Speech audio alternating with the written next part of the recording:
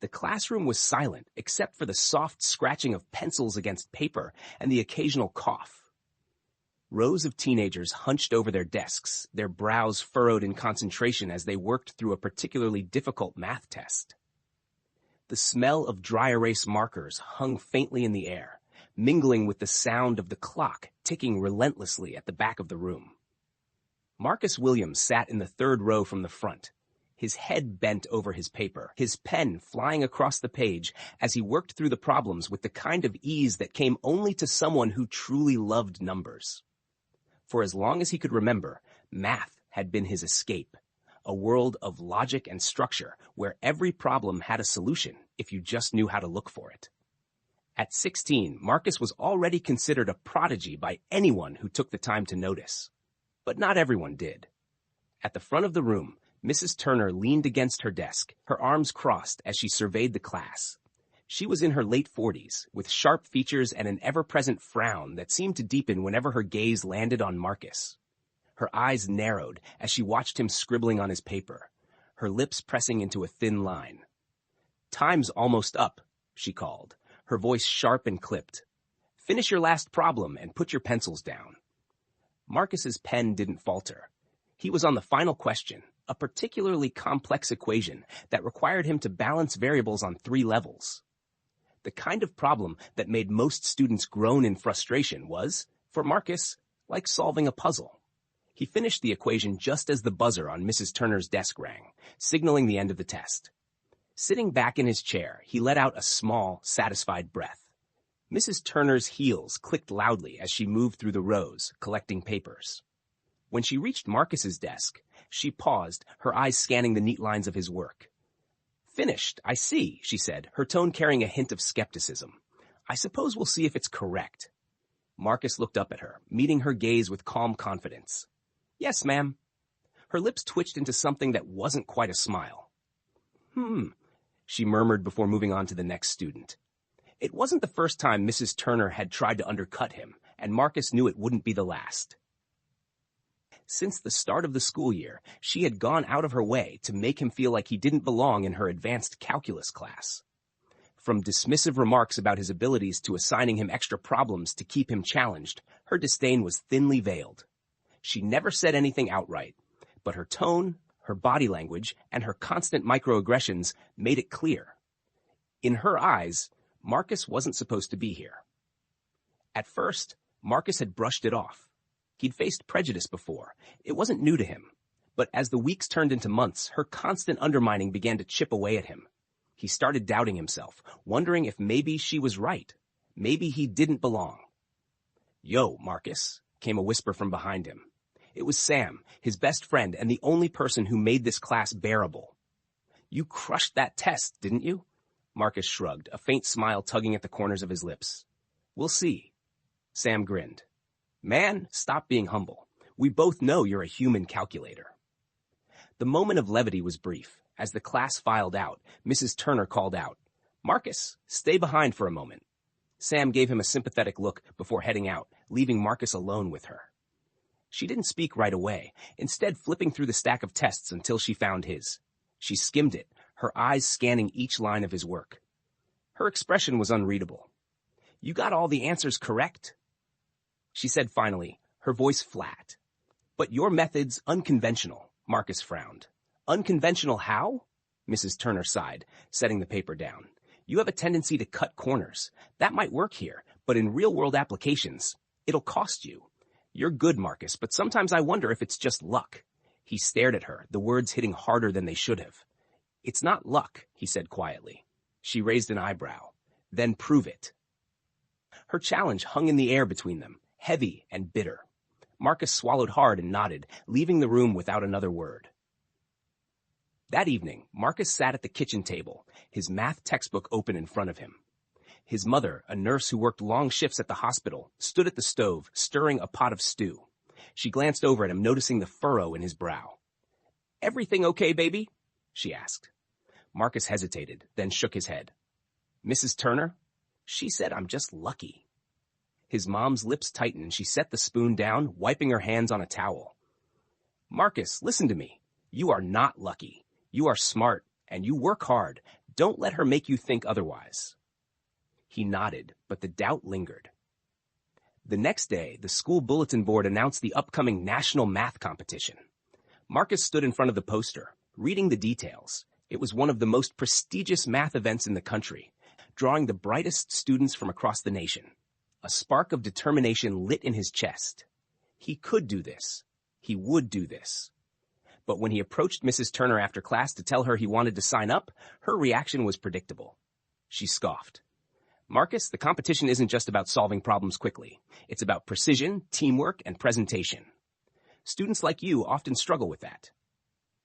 Students like me, he asked, his voice cold. She didn't answer, but her meaning was clear. Despite her discouragement, Marcus refused to back down. He signed up for the qualifying rounds and began preparing in earnest. The lack of support from Mrs. Turner made things harder, but he found allies in unexpected places.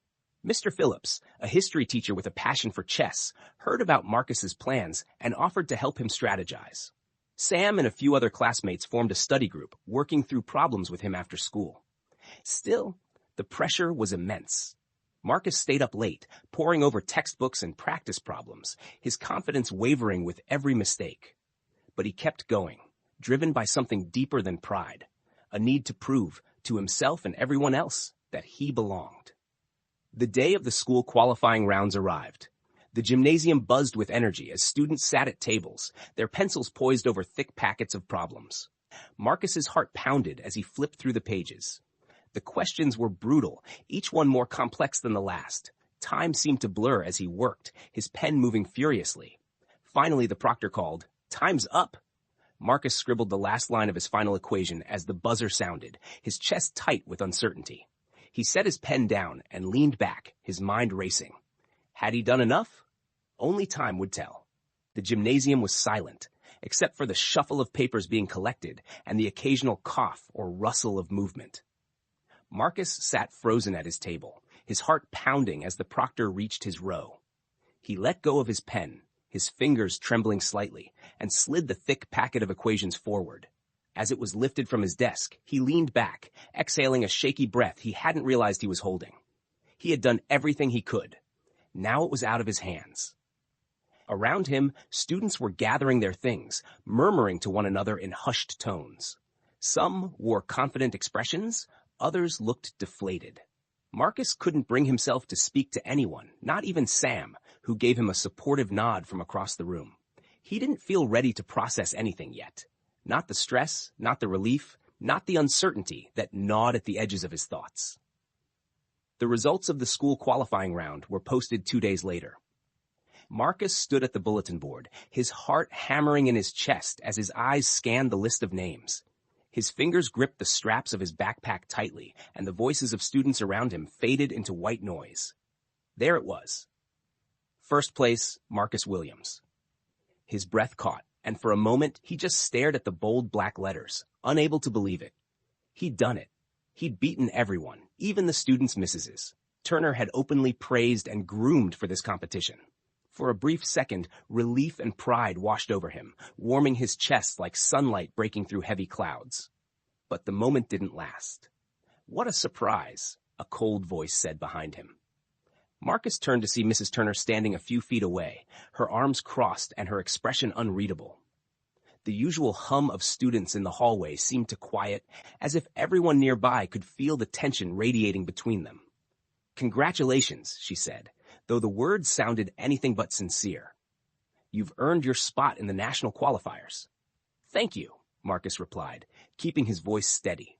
Her eyes narrowed slightly, and she took a step closer, lowering her voice so only he could hear. "Don't let this go to your head, Marcus. The national competition is an entirely different beast. Luck won't carry you this far again." There it was. That word again. Luck. As if everything he'd achieved had been some kind of fluke. Marcus clenched his fists at his sides, but he forced himself to stay calm.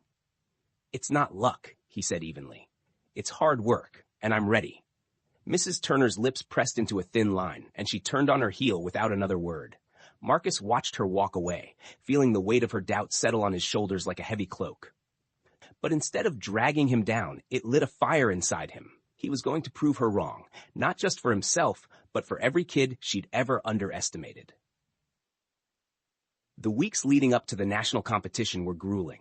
Marcus threw himself into his preparation with a single-minded determination, spending hours after school solving practice problems, refining his methods, and studying advanced theories. Mr. Phillips, true to his word, became his unofficial coach, teaching him how to approach each problem strategically, like a chess match. "You're brilliant, Marcus," Mr. Phillips said one afternoon, leaning over his desk as they worked through a particularly challenging set of equations. But brilliance isn't enough. The key to winning this competition is confidence. You need to walk in there knowing you're the best, because you are. Marcus nodded, though the knot of doubt in his stomach still hadn't completely unraveled. Confidence had never been his strong suit, not when people like Mrs. Turner were always there to knock him down. But he was trying. Every day, he was trying. Sam, too, was a constant source of support, texting him encouragement and cracking jokes to keep him from burning out. "You're going to crush this, man," he said one evening as they sat in the library. "And when you do, you better thank me in your victory speech." The day of the national competition arrived faster than Marcus expected. The event was held at a sprawling conference center downtown, its gleaming glass facade reflecting the morning sunlight. Inside, the air buzzed with anticipation as students from all over the state gathered, each wearing badges with their names and schools. Marcus felt out of place among the sea of faces, many of whom seemed to know each other. Their chatter filled the air, talk of prestigious schools, private tutors, and advanced prep courses. He caught snippets of conversation that only reinforced what he already knew. He was the underdog here. But he didn't care. He hadn't come this far to let doubt stop him now. The competition itself was divided into 3 rounds: individual problem-solving, team collaboration, and a rapid-fire question-and-answer session. Marcus breezed through the first round, his focus razor-sharp as he worked through the problems. The second round was more challenging. He was placed on a team with 3 students he'd never met before, and their dynamic was tense. But Marcus held his own, stepping up as a leader when the others faltered. By the time the final round began, he was exhausted but determined. The rapid-fire session was held on a stage in front of a live audience, with each competitor standing at a podium. The questions came fast and hard, covering everything from calculus to number theory to logic puzzles. Marcus's mind raced, his fingers flying across the keypad as he typed in answers. And then, suddenly, it was over. The judges tallied the scores, while the competitors stood under the hot stage lights, their faces tense with anticipation. When the head judge stepped forward to announce the winner, Marcus felt his heart climb into his throat. And the first-place winner of the national math competition is... The judge paused for dramatic effect. Marcus Williams, from Lincoln High School. The room erupted into applause, but for a moment, Marcus couldn't hear it. All he could hear was the pounding of his own heartbeat, and all he could see was the trophy being handed to him, gleaming under the stage lights. He'd done it. He'd actually done it. As Marcus stepped off the stage, trophy in hand, he spotted Mrs. Turner standing at the back of the room. Her expression was unreadable, but her lips were pressed so tightly together they were almost white. For once, she had nothing to say. "Hey, you okay?"